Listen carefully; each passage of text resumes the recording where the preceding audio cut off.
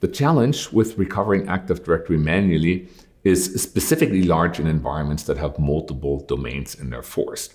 You have to take a step-by-step approach where only a single domain controller, you start with a root, can be recovered. You cannot recover multiple in parallel because the work would just be too tedious and error prone.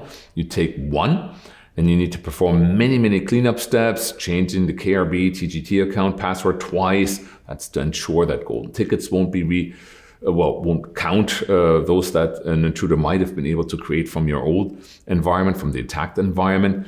You have to change computer passwords of domain controllers. You have to increase RID pools, many separate steps that make out that an Active Directory actually becomes more safe again after recovery. Besides, of course, needing to make sure that there's no malware on those systems. And in a multi-domain environment, you have to do this many times for the different domains in a serial manner.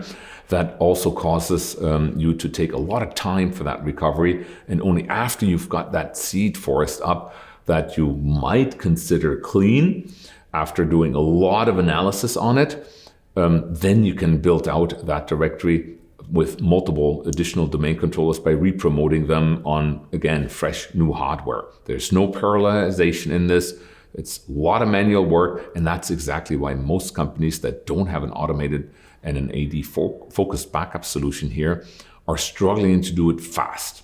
Usually it's days or weeks, and that's the time that it takes you to get back to a state that allows you to recover the remainder of your environment and has a huge impact on your business continuity planning and duration that it requires to get your business back up and running.